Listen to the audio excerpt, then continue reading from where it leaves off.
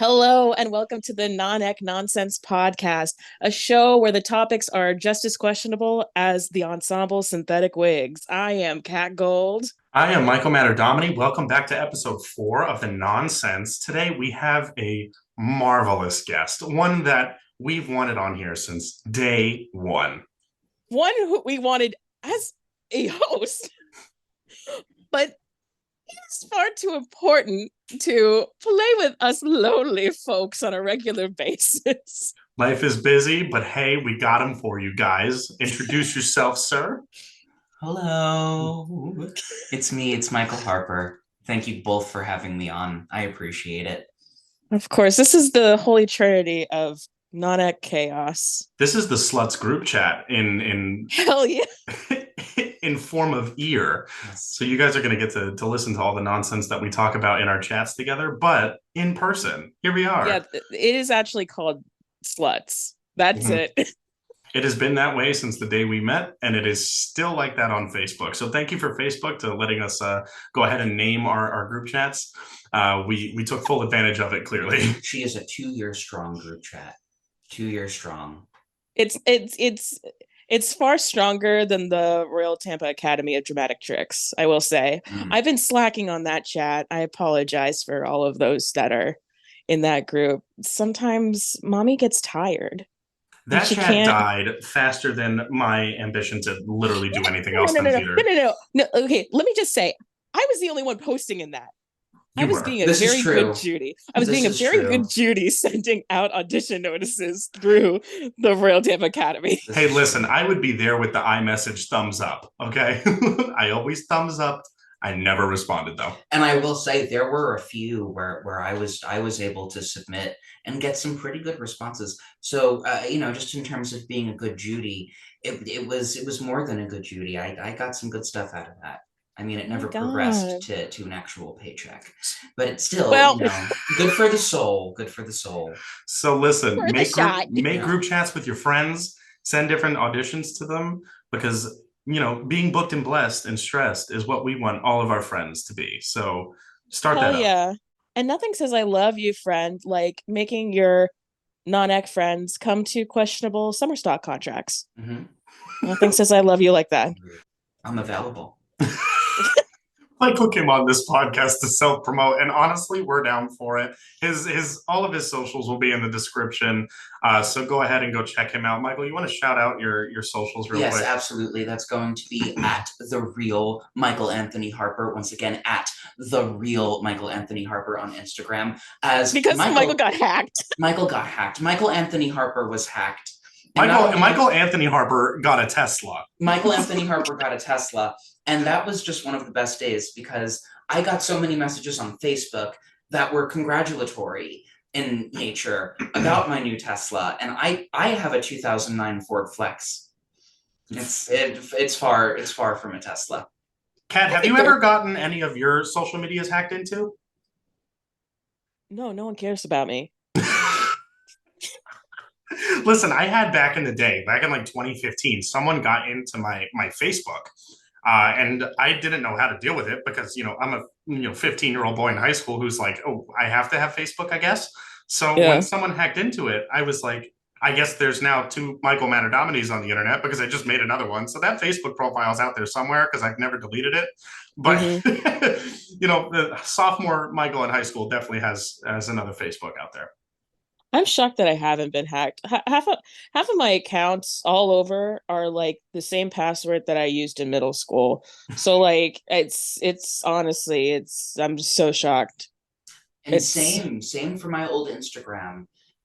Excuse me. And then that's what happened after. I mean, I was close to like, I don't know, maybe around 800 followers. And I had that account for a very long time. And it was the same password since, I don't know, maybe sophomore year of high school. Hacked. Absolutely hacked. Did they try to bargain with you to get it back, or was it just gone? It was just gone, Were and they like, we have videos of you masturbating, we'll put them on the internet. If you don't send $500, then you can get your account back. see, I always wish that like a hacker would say that, because my reply would be, I put my own videos out there. So there's not much that you can, bribe me with here.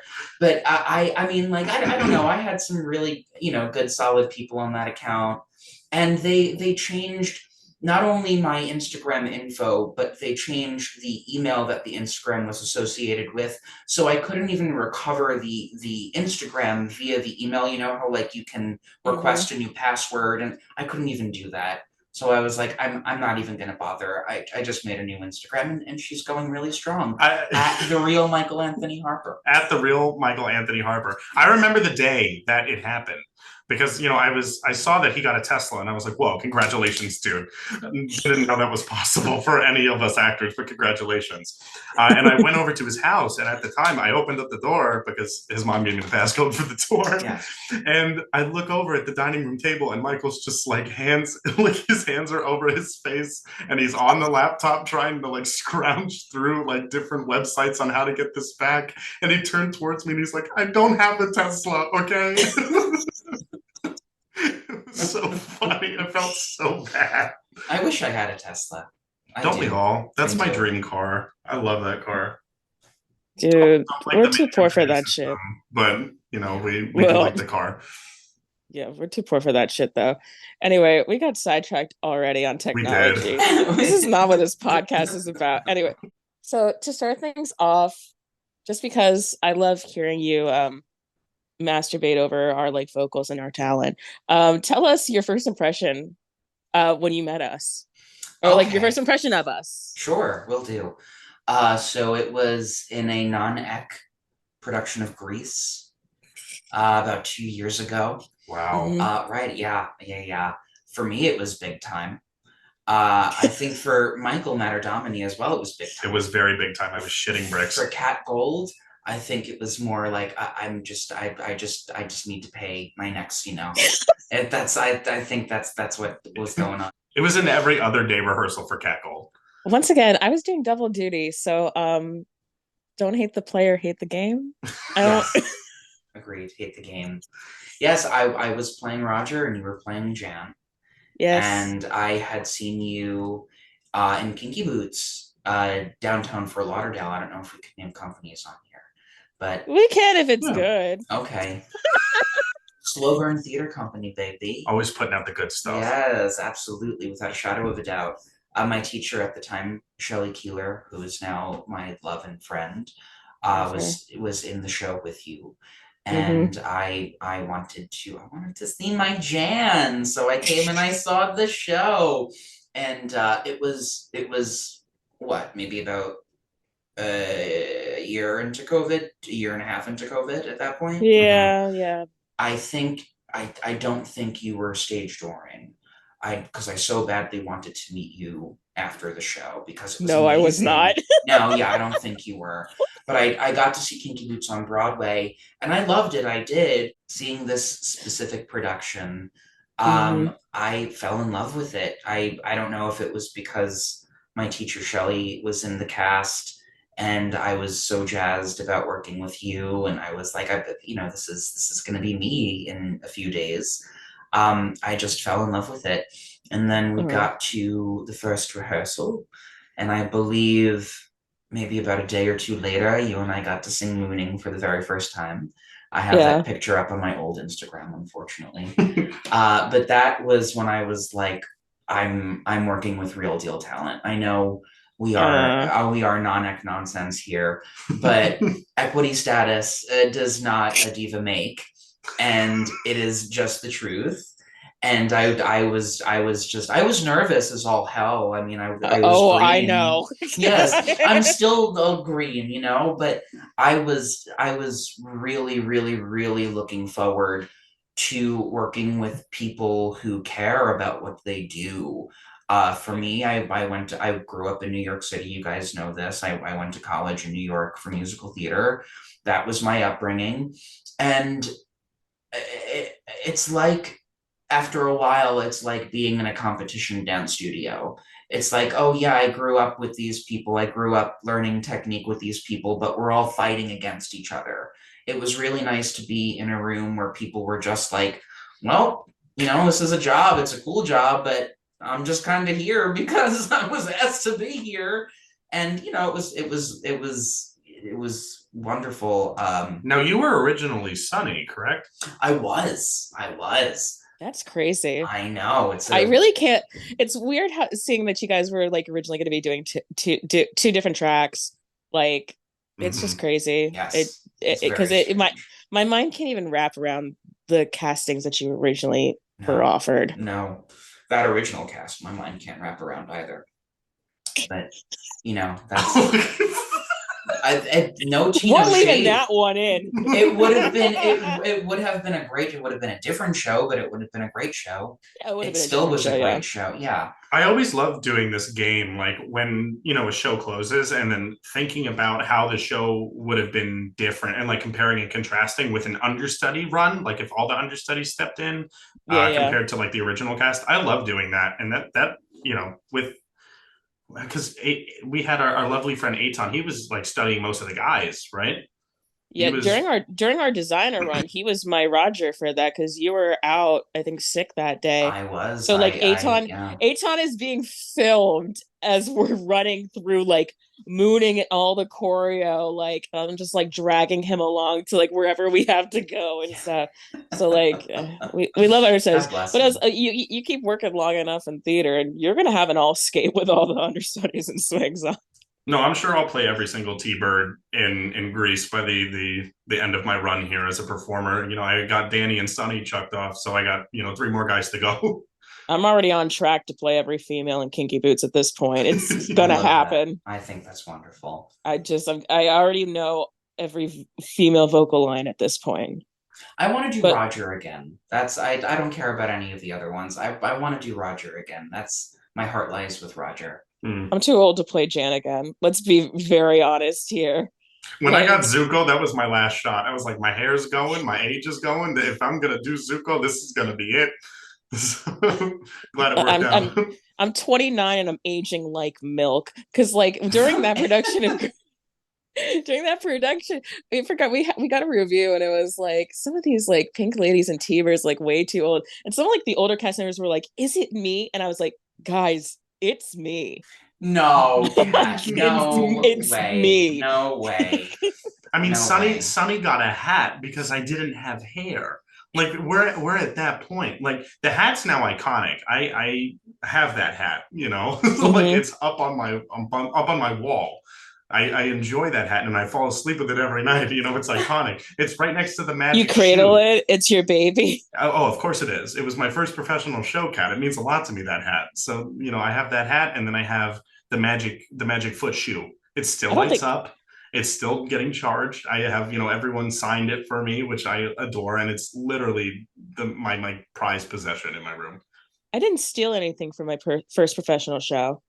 Oh, I didn't steal it, but I did beg Penny for it, and she was like, "No," and then I was like, "Dang it!" so Well, then no, later on, I usually just ask Penny to buy it, and as I buy it yeah, because I I bought my pink mhm. lady jacket. No, I bought it off a penny after Guys and Dolls, and then Yeah. the shoes by the end of Spelling Bee were so destroyed because the other one started turning on randomly, like it had a mind of its own, and I was like, you're like ruining the bit. You I'm couldn't like, take the batteries out? Like, what so was the I deal? listen, it was underneath the shoe, like in the sole, the battery. So mid-show, when the wrong shoe kept on turning on, I ripped off the battery. I just got mad and I tore it out of the shoe. How do I not Well, remember that's one this? way to Oh, not because I be able didn't to tell return an anyone. item. Oh, So I walked backstage and I was like, "Hey, assistant stage manager, um, the shoes are gone. Like the shoes are broken. The only one that works is the magic foot, so that's all that matters. But I definitely like completely destroyed the other shoe. Sorry. What kind of things have you guys gotten from shows? Like, what has everyone like oh either boy. purchased or stolen? I I don't love think a I've good stolen ever story. so in high school I did an operetta by the name of The Mikado by Gilbert and Sullivan, for all of you Gilbert and Sullivan fanatics out Yeah, there. let me just say this Asian girl has a lot of complaints with non-Asian people doing shows like that, but whatever. Agreed. It is a high British farce. I don't think it's something that needs to be licensed anymore. There is a gospel version, I believe, called The Hot Gospel? Mikado, yes, Oh yeah, which no, I know that one. Yeah, which I think is actually funny and yeah. not inappropriate. But Oh, anyway, I just want to throw this out there because we were talking about the lend me a tenor in a previous episode. Yes, we Um, did. so in apparently right before COVID hit, the writer rewrote it for licensing where it's a different operetta instead of Othello. Oh wow. So no longer blackface. Good. ah, Perfect. As he So should. we like that. it took till like the end of 2019, but Hey, we still got there, and that's all that matters. Agreed. Wait, so okay, so what did you steal? Excuse me. I stole again uh, high British farce, The Mikado, operetta, mhm. really over the top dramatic. It was this teal jacket with this neck button situation, but it came to about my waist.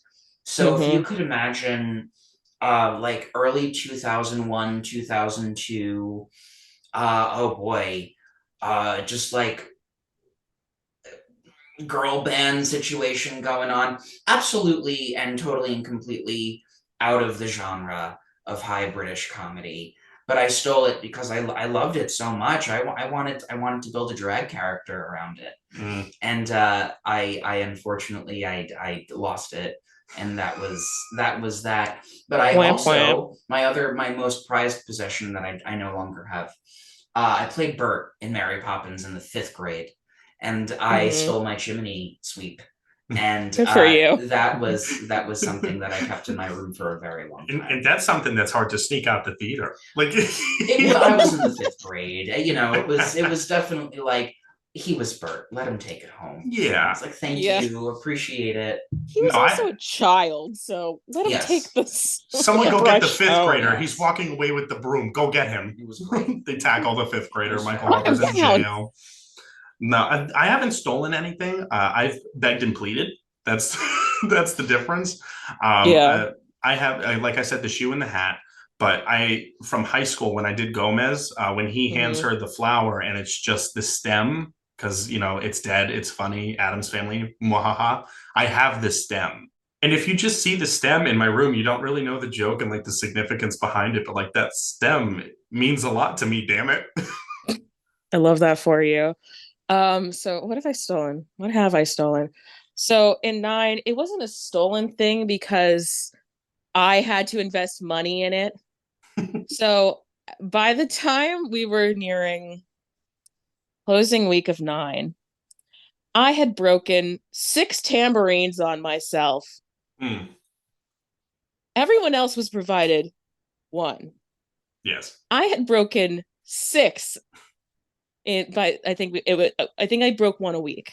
Mm, Oh Just either boy. on my person or on like the cube or whatever doing the choreo yeah.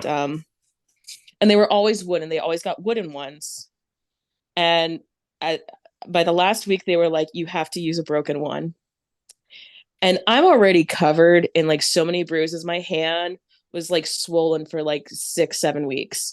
Like Mm. it because of just using the tambourine and stuff, and it was fully cracked, so like my skin was getting caught in it. And Yeah. so I was like, I'm gonna just go to the music store and buy my own tambourine, and I bought a plastic black one to match my costume, but solely so it was break resistant. So I did take that. um what did I take? What did I take?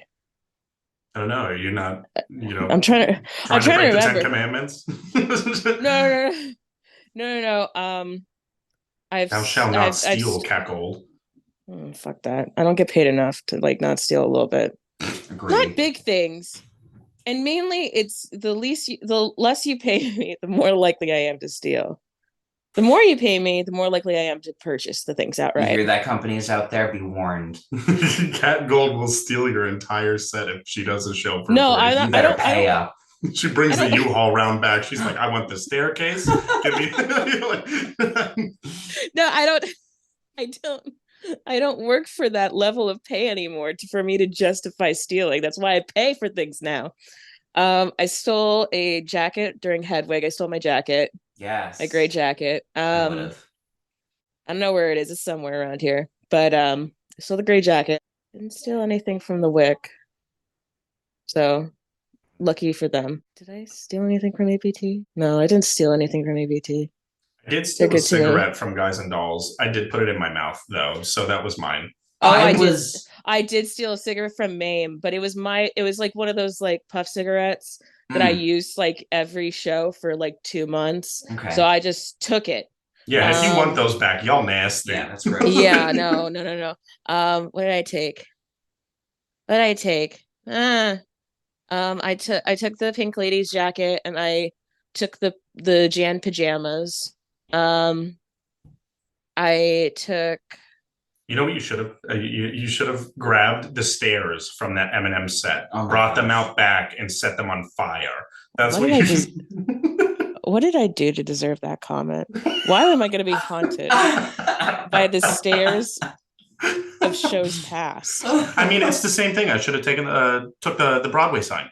Oh boy. Instead of getting workers' comp, you should have gotten the Broadway sign. That's for sure. Agreed. I'm gonna send you over a photo of me flicking off that Broadway sign because I walked into the spelling bee rehearsals and it was looking at me in the face. It was Like mocking him. I walked into that room and I was like, "What are you doing here, you asshole?" And then I took a picture flicking it off. So if we want to put it in here, then I'll Yeah. go ahead and send that over to you. I was gifted. I actually have this in my closet right now. I was gifted the pack of M&Ms that I got to throw at this lovely gentleman sitting to my left, and my popper for the end of my unfortunate erection from Mm-hmm. Spelling Bee. That was a lot of fun.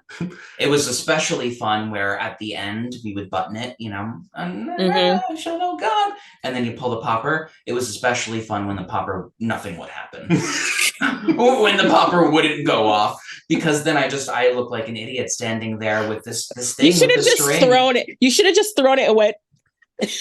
I wish Not that at I that could theater. have. Unfortunately, I couldn't throw candy at the audience like Chip is supposed to because they wouldn't allow it at that theater that shall not be named. I will always remember the time where I was waiting for the popper to go off backstage because Barfay comes storming out angry as hell, and Mm-hmm. he tries to pop it and it doesn't work, and then all I hear from on stage is him talking to the audience, going, "This was supposed to pop. I'm so sorry. I don't."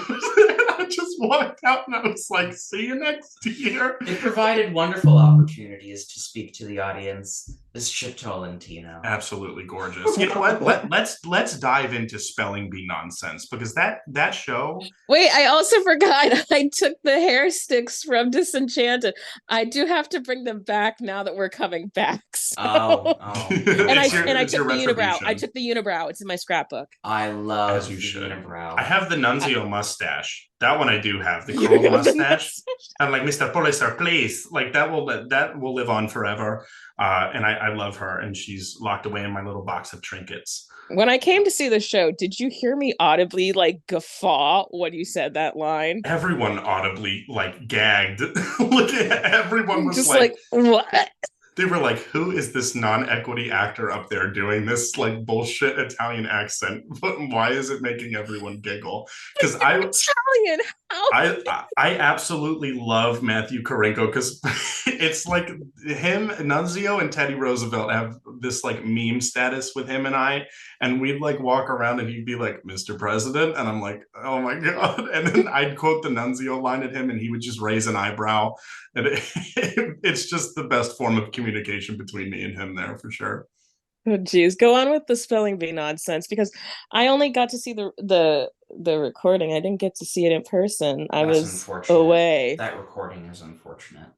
It was our friends and family night, and I think we were all getting into a groove as to how the show worked because previously we were only doing like the guest spellers with people that we had in the room. Yeah. So having like actual audience members come on up, we had friends, of course, and especially with the friends and family night, I had two people that I knew up as spellers, and I was really giving it to them. Eli Flynn, I'm talking about you, buddy. He was my son in Heather's, and he was giving me hell up there. He was like trying to stick his finger in my ear, and he was like trying to mess around with me. And I looked at him, I was like, if you keep on trying to break me, I'm going to embarrass you. I promise. And he was like, no, you're not. And I was like, I promise you I will. So he tried again. And I turned around and I went, aren't you a little too tall to be a sixth grader? Because this man is like 6'5". He's a unit. And the whole audience erupted. And I looked back at him in character voice and was like, gotcha, buddy. And he didn't mess around with me for the rest of the show. Oh, jeez. What other chaos happened during spelling bee? Oh, I feel like so much chaos. I mean, on a real chaotic level, there was a lot of sickness, Yeah. starting with me. COVID, Miss Rona, she came and she peed her head, and that was not a She fun time. tore through that Yeah, cast. she did. But the very last time I had it, what, I was Mhm. sick for 3 days or something Yeah, like you that. recovered really quick. Thank God for the booster. Yeah. I had just gotten my booster actually about 2 months prior to that. Hmm. So, she was close to full swing at that moment. So Yeah. um it was time because our Rona Lisa Peretti got COVID. I got And COVID and Jeffrey got yeah, COVID. Yeah. but that was for those of you who know the show, Rona Lisa Peretti, if you don't have a Rona Lisa Peretti, you don't have a spelling bee. Yeah. And it was a wild ride having someone step in that day who, by God's grace, knew the show. Hmm. But watch her just come in, be as professional as possible, as open and as whatever as possible, and she just killed it. Yeah. I mean, killed it, killed it, killed it, killed it. It was We love brilliant. swings and understudies here. She wasn't even a swing or an understudy. She wasn't a part of our company. Yeah, she's teaching at Dreyfus. Her name is Christina Liliadol, and shout Yeah. out to her. I worked with her sister Kimmy. She was our Cinderella in Into the Woods. I didn't know that was. Yeah, there you I'm are. I just didn't know that finding was out on the Kimmy's sister. podcast. Yeah, it's Wow. Christina. Yeah, they're Wow. sisters, and Makes sense. Oh, It's a talented family right yeah, they're there. crazy talented. And she stepped in and she directed spelling bee at Dreyfus. She oh, was, cool. my brother's acting teacher, so I knew her really well. So I shot her a message and I was like, "Oh my god, this is happening! I'm doing a show with you before Mason." And she showed up, and thank God that Rona can walk around with a clipboard because she's a teacher. And she even there were moments where I was looking at her and she wasn't even using it. Like she was just straight up remembering what she directed last year and giving new choices and like new things to play with. And it was such Yeah. an interesting environment because a spelling bee itself is such a improv based musical. You have the lines and you have the through line, but like you're allowed to have a little some shits and giggles in there. Yeah. So having her up there, the dynamic shift, which was really cool, because we all felt comfortable in that space.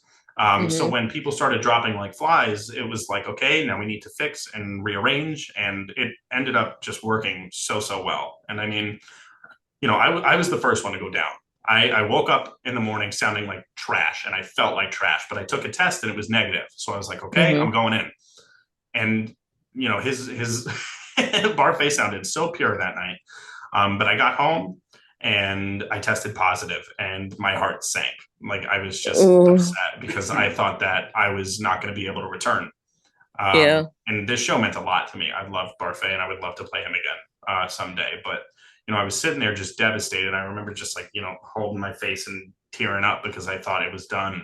And I was afraid that I would cancel the show for everyone else and, let everyone else down. I was like, this is it. Like they're gonna pull the plug on this. Like this sucks. We had such a gorgeous show. And Yeah. then Aton, God bless him, was studying me. And I tested negative on 3 different tests the Thursday before the Friday show. I tested negative. And I was like, wow, what a quick turnaround. So I went Sunday to Thursday, and I was back up on my feet and I felt 100% new. Wow. And I stepped in again, and Aton went on for Leaf, and Christina went on for Rona, and it was a gorgeous show. And then after that, Janan came back, and then for the final, we had our original cast back up on that stage, which was super super cool. So was that your Yeah. craziest like understudy swing situation? Probably. And What again, about you, Harper? God bless it being spelling bee. Well, my craziest understudy swing situation, I guess you can't really call it an understudy swing situation. I want to call it a replacement situation. Just Hmm. happened about 2 weeks ago. Again, this lovely gentleman sitting next to me to my left um, messaged me on Facebook one night and said, "Do you want to be in Into the Woods?" And I said, "Absolutely. Into the Woods is a bucket list, beyond a bucket list show for me. I have a list of about 5 or 6 shows that I want to do before I hit my own bucket.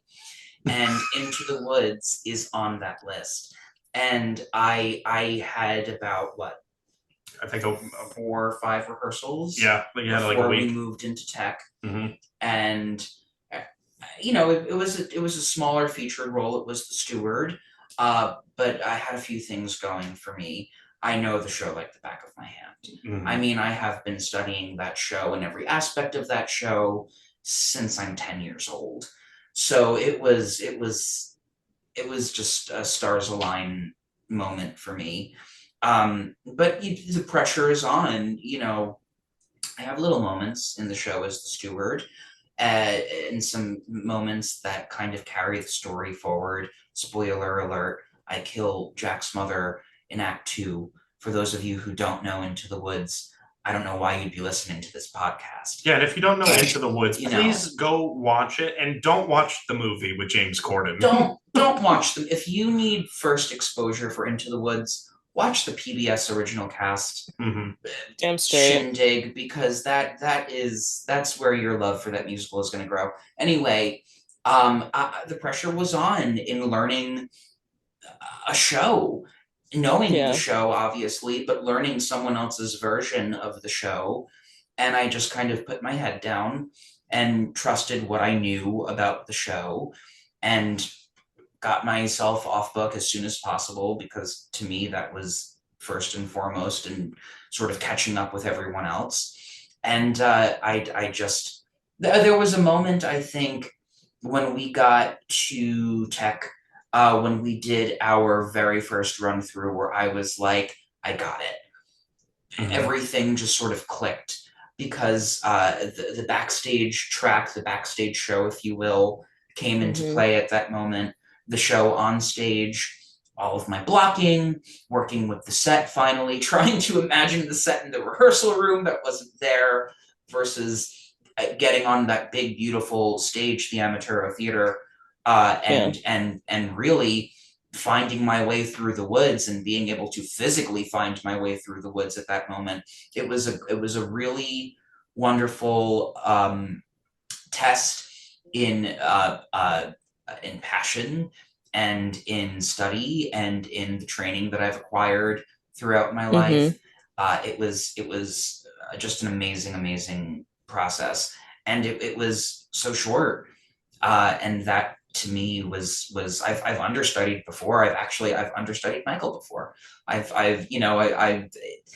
done it before, and I've never, by God's grace, I've never had to go on. But to replace is something entirely different, and to step into a company where they're already, well, you guys were what, 2 weeks at that point, about a Not week and even a like a half. week and a half. Yeah, Yeah. to step into a company a week and a half in the theater world is, I don't know, I'd say the equivalent to a month in the work world. So Yeah. they knew their show. It was intimidating, but it was awesome, because I knew that I had really supportive people in the room. I was, again, confident in what I've acquired in my time as an actor, and my passion and love for the show. So that was my craziest experience, understudying, swinging, or replacing. So I have two. One is a craziest experience, period. And one is the crazy experience for me. Hmm. So the crazy experience for me was I was a phantom in Rocky Horror up in Pensacola, and we were going into tech, and our magenta like injured her spine. And Oh I shit. got a call 3 hours prior to our dress run, being like, "You're on for magenta tonight." Now I've done this show a bunch of times, so like I was pretty like okay to go, but I immediately like bailed on like my 4 p.m. class or like whatever it was. And I was like, sorry, teacher. I got a call from stage management. I'm dipping, and like went downtown. I walked the stage with stage management. The costumer kind of like piecemealed like a costume for me. I think the first time I ran it, I was in my Phantom costume. Wow. And it was the day that they were photographing it and all this stuff. So like my photographs are all like in my Phantom costume, and then they built me that night mid show. They built me like a magenta costume, and so I ended up doing it. We did an archival recording of audio with the pit and everything, and I did previews. And the night of opening, Holy shit. she shows up 5 minutes late to call time, No. and she got to go on the rest of the run. No, God, Oh. no. That's heartbreaking. It was right Yeah. there. You saw the Well, light at the end of the tunnel. You were like, please. I had done previews, so like I was doing the show for like that Yeah. whole week, Mm-hmm. and then like right when like opening, when like all the critics and stuff come, it was like back to the ensemble. I was like, but the craziest like swing understudy situation was Kinky Boots at Theater by the Sea. We had two angels out for with COVID. Mhm. We our Charlie had a previously scheduled out. So basically what happened was our Harry became Charlie, our the lawyer guy became Harry, the onstage swing became the lawyer. We had two offstage swings in and another offstage swing in an ensemble track. And the father, the Lola's father was out. I would have thrown up. I already got a migraine just I was thinking about just that. gonna say that sounds like a migraine. But the father that does the Lola's father track is also the guy that does the delivery in the beginning with a Jamaican accent, who's like, what am I going to do with all these boxes? So a different person from the ensemble, there's a reason why there was two like swings for the ensemble tracks, because the other guy had to cover that beginning track, but we didn't have a person to cover the Lola Father track. So Jesus. so it was like 7 different tracks. And at that point, we had just put in our new Pat because our previous Pat got, you know? Mm. Oh no. So He got the kinky boot. yeah, she got the kinky boot. So yeah, and we had just put that person in like a couple days prior or whatever, and like had to put them through that and try. So like that day when we showed up and we got called like an hour before the show, and we walk in and I'm like, oh God, what now?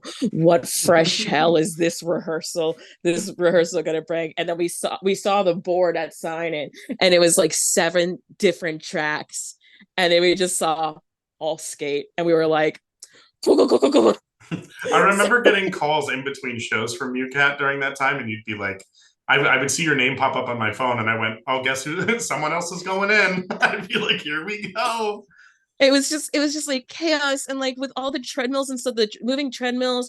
We had one swing dude who had never like done all of Everybody Say Yeah with the treadmills, like had done it not in full speed with everything, and like I guess clipped a different swings like high heel, and Oh like the boy. It's the just the so the unsafe.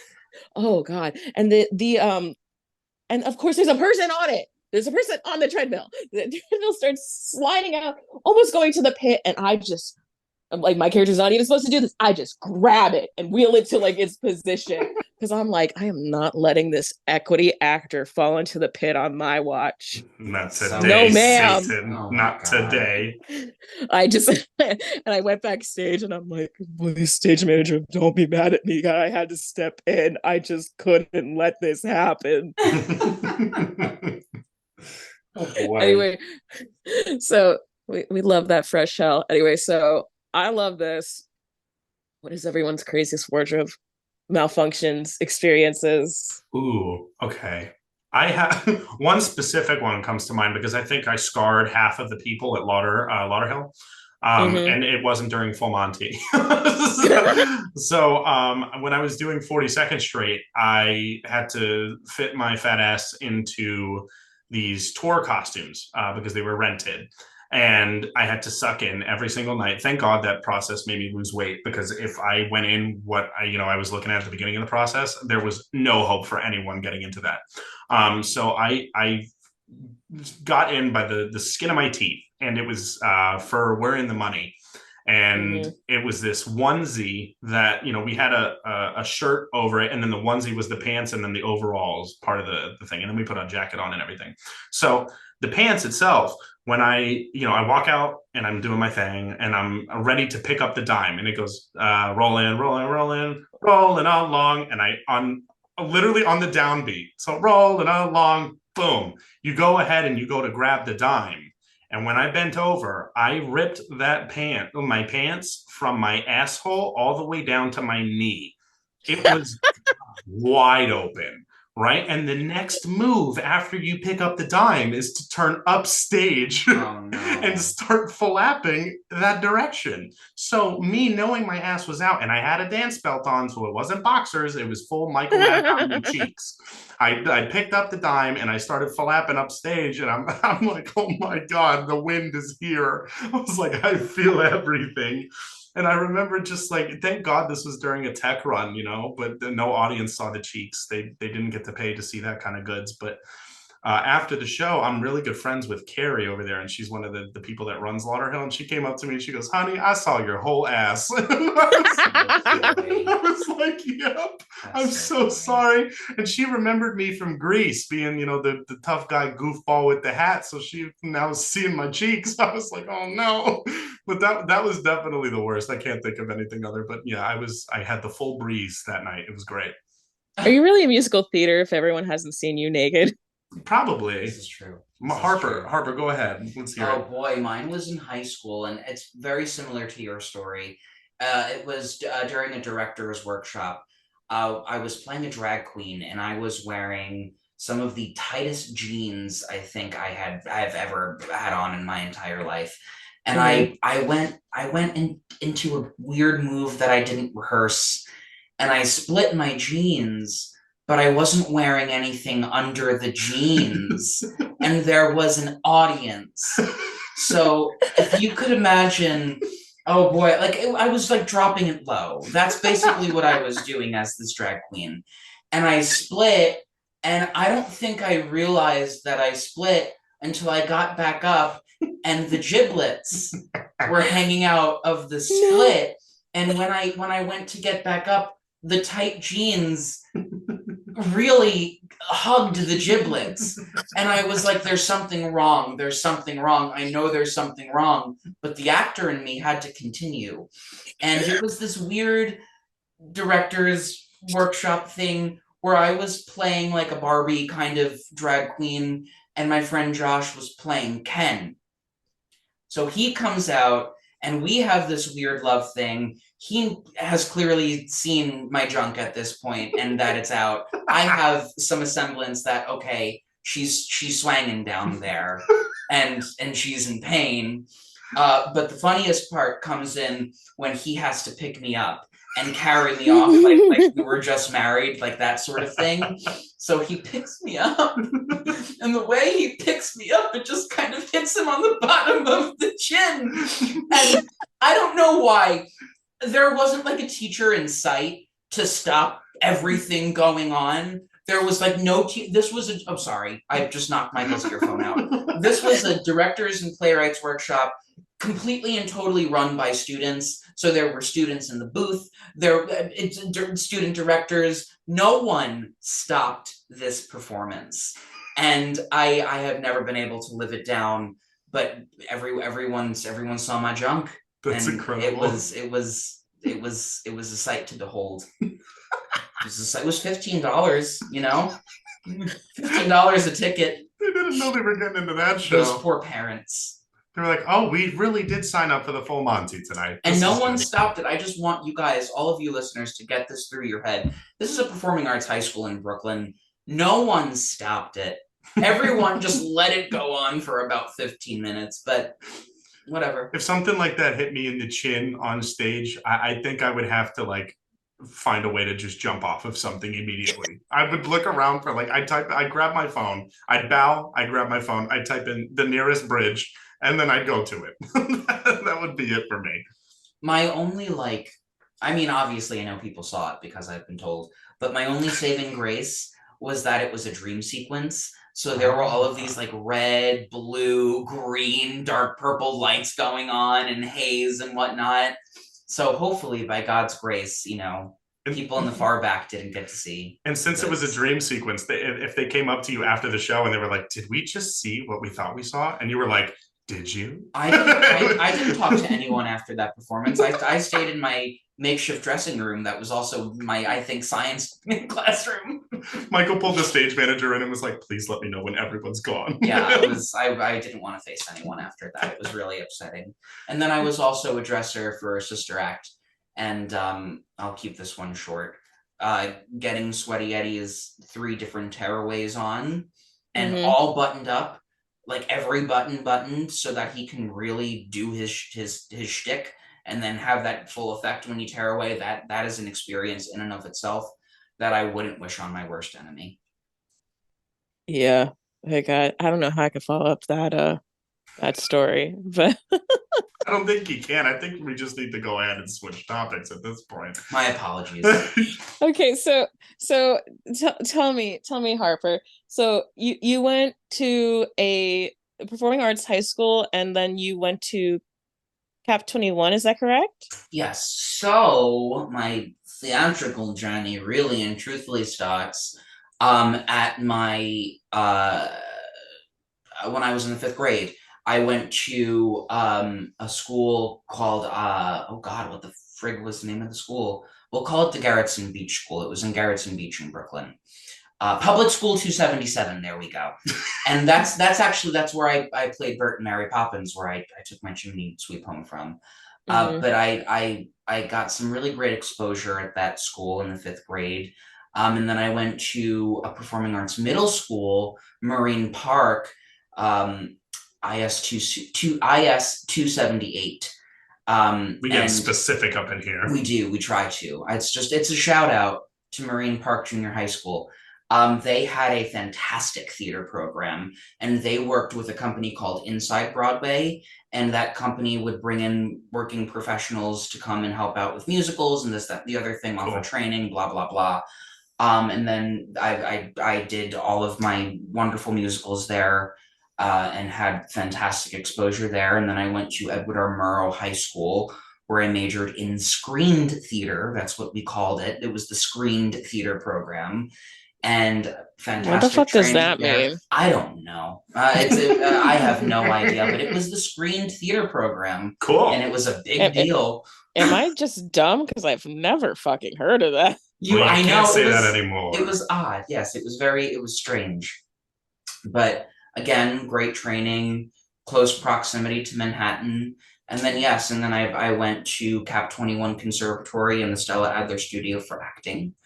And that's where I met my real true teachers, where I actually trained with them outside of both of those institutes. I did private lessons for a few years with a few different teachers at those schools. And I did a few different cabarets at Don't Tell Mama in New York City, this show over here, that show over here. And then I moved to South Florida and started working professionally in theater. So real quick, Harper, what was one role that you felt the most challenged by? That I felt the most challenged by? Yes. Yeah. Hmm.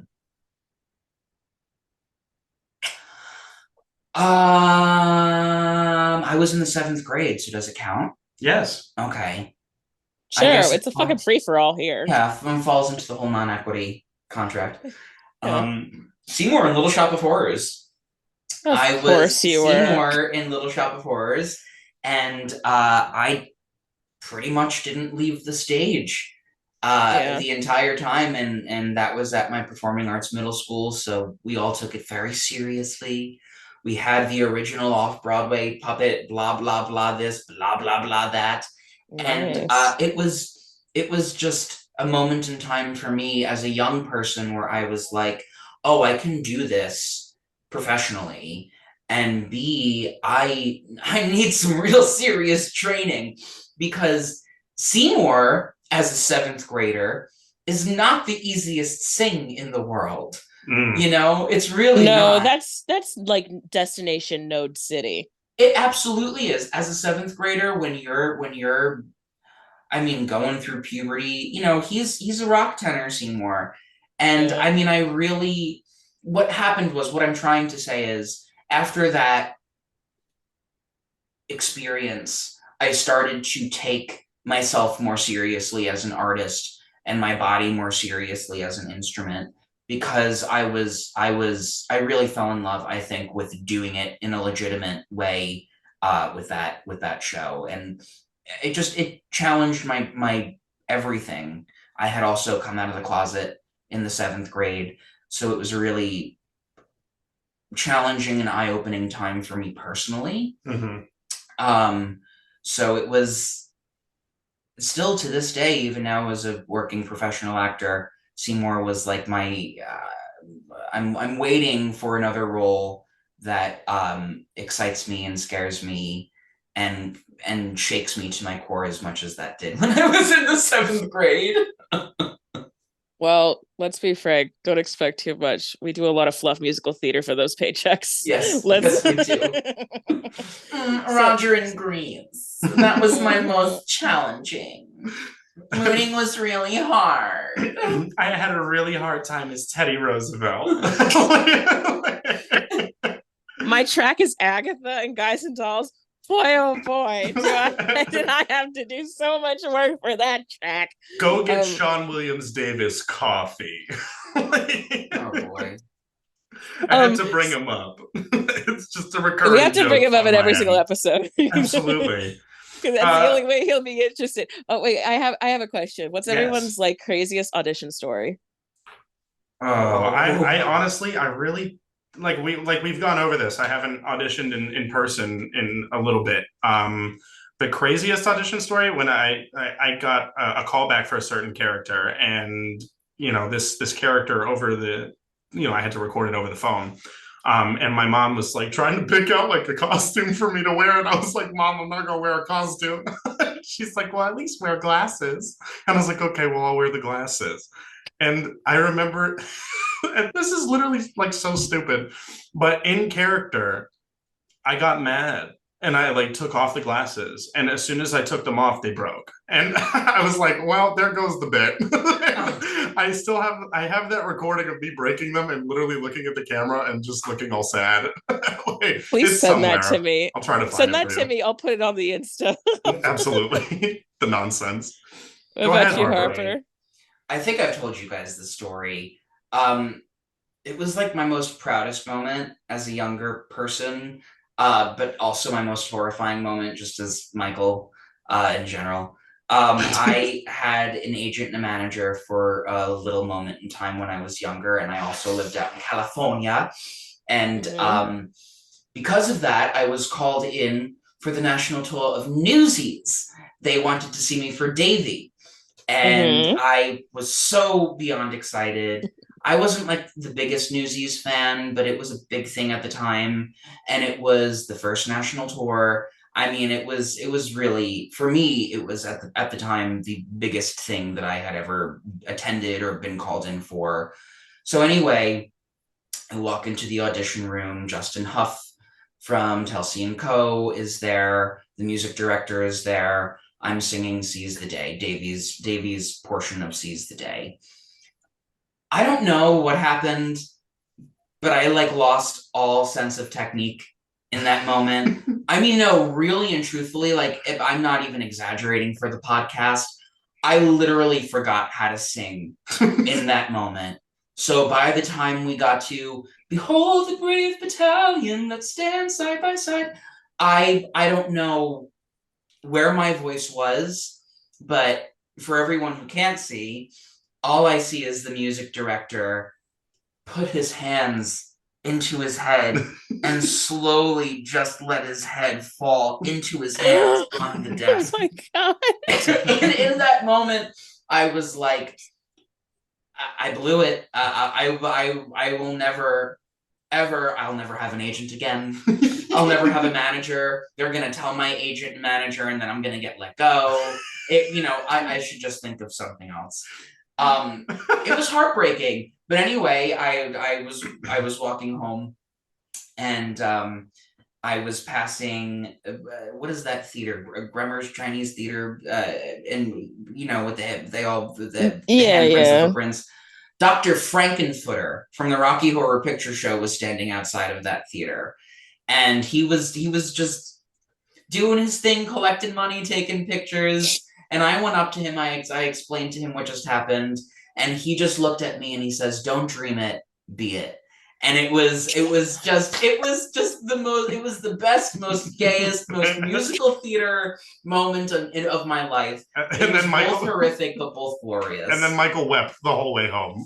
I couldn't believe I had just been called in for the national tour for a lead role, and I bombed it, and then Dr. Frankenfurter was waiting for me outside of the theater.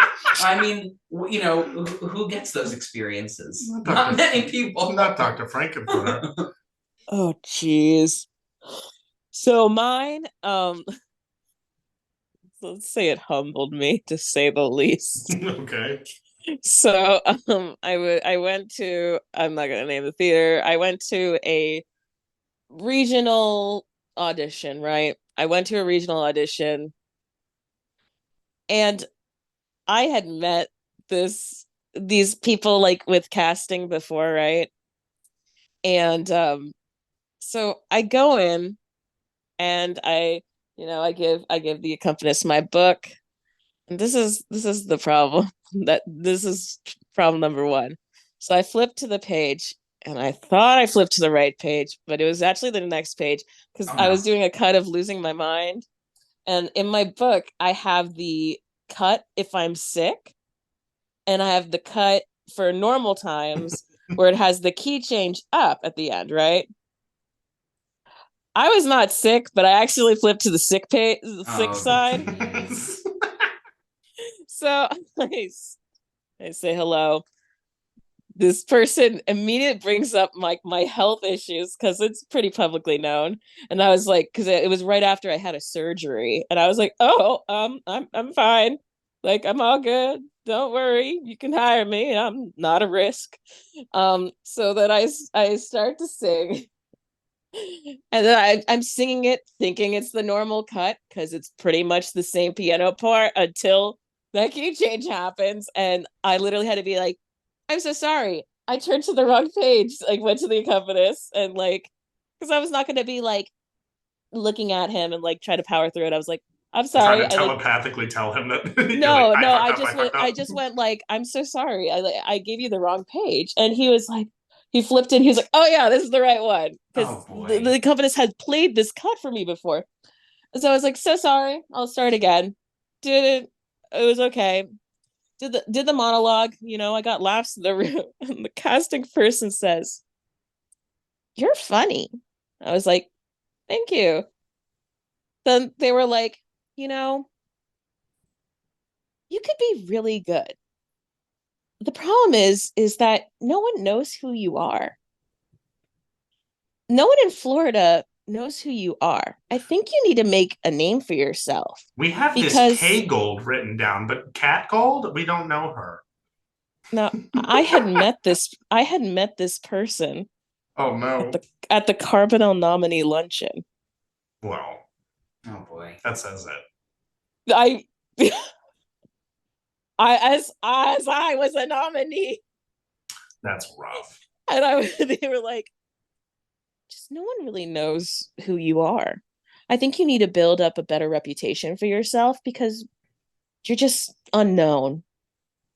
And the accompanist was like, well, she's got a silver palm and like a Carbonell nomination. She just performed at the Carbonells and just doubled down and was like, yeah, but no one knows who you are at all.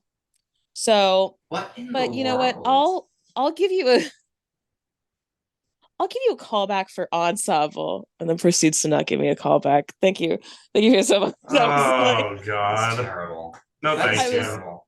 I like went home. I was like, cool, cool, cool, cool. All right. Cool. I feel super great about myself right now. And so I Oh sat there boy. going like, I'm literally a fucking worthless peon in this industry. Oh What a no. shame. And I think I know the place you're talking about, I think. And all I'm gonna say is I don't think it's that place. okay. Because I'm trying to read your mind through Zoom. I don't think it's that Is place. she It's is a she different. Okay, maybe it is. Oh, this getting This shit cut. is getting cut out. This is getting cut. I'm not me looking at the notes right now, typing that shit in. I was just gonna say you don't get to know new faces, but we don't have to keep that in. This is getting cut, right? Correct? We'll just cut before we mention where it is. Okay, well, I'm gonna say something and then we're gonna cut it. Fuck you. So I have another one. It's not a bad one. I can say where it is. But so it was at the Wick, right? They're doing season auditions, right? And I can't remember what shows they were auditioning for. But everyone's there, there's so many people there. It's like a 5 hour long audition, and you just sit and wait in the lobby and like, I don't know, eat snacks. But I go in, right? And they know me. I've worked there. The main casting person was like my director for Pirates. So I go and I'm like, oh hey, how you doing? And like I go up to start singing. I'm maybe 3 bars into my cut. And the Wick does these lovely tours of the costume museum. Oh Mhm. no, And I these know the story. patrons literally like swing open the door into the theater and walked on stage in the middle of my audition. And like Kim like runs in and is like, I'm so sorry. I told them not to go to that. Oh my They got the upstate, like the up close and personal tour right there. That's so funny. Everyone got so distracted and like Norv is like talking to like the other guy and Kim, and then Carol just walks up to me and she was like, "Oh, I just did a little edit to like your cut," and she hands me back my book, and I'm like, "Am I done? Mm-hmm. I guess my audition's done. Okay, cool, cool, cool, cool, cool." This is And where just we like didn't even get to finish my song. I was like, "Cool, cool, cool. All right, I'm just gonna go home and lay in my bed until I die." Cool. and All right. order that Domino's pizza. Jesus Damn straight. Christ. Damn straight, damn straight. That is heartbreaking. Oh my goodness. Anyway, enough about my chaos. So I guess the last thing I want to ask Harper. So what do you have coming up next? Shout Every shout actor's yourself favorite out. question. Every actor's favorite question, especially when they're like not employed, but we know you are. So we can ask it. We want everyone to come out and support our guests. So go ahead, Mike. Right now, I have a little Bye Bye Birdie moment coming up at the Wick Theater and Costume Museum, or should I say the Wick Theater and Museum Club, because I think that's the official title now. I have Perfect. no idea. Yes, I believe that's the official title. I'm so excited for this performance because Mike and I have always done shows together, and I've never had an opportunity to just see him on stage. So I'm gonna be bright-eyed and bushy-tailed, smile from ear to ear, watching my best friend up there go ahead and kick ass. That's not true. He saw me in a very, very sad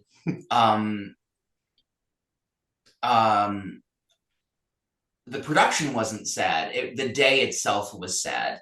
He walked in on a dress rehearsal, our very, I think, first dress rehearsal or last dress rehearsal? Last dress. For a play that I was doing. I loved the play. The play was Educating Asher by Eitan Duray. It was a fantastic play. Yeah, but agreed. he has seen me in a play, not a musical. But the reason I'm saying it was sad was because when he walked in, I saw him walk in, and if you've been to Empire Stage before, you walk onto the stage. So I think I must have dropped like 2 pages worth of dialogue. It was messed up. It was messed up. So he'll see me in a different light this time. I'm hoping and praying. In a musicale where I'm going to hear you sing. Yes. I have seen you perform, yes, in a play, but I know your bread and butter is a musical. But even though you were absolutely fucking astonishing in that play. Yeah. So, I wish I could see it. Now. Of course. No, I was hoping I was going to be able to see it, but now I can't. I'm allowed to say it because by the time this podcast comes out, like, you're signed and booked. Yeah. I'll be working on it already. I'm going to New Hampshire to go to Winnipesaukee Playhouse to go do their Christmas panto, their classic traditional British pantomime of Cinderella. Yes. So, yes. But unfortunately, I can't come see you and my wonderful student Alex, who we're gonna have on the podcast later. She's a star. You're gonna get on here, girl.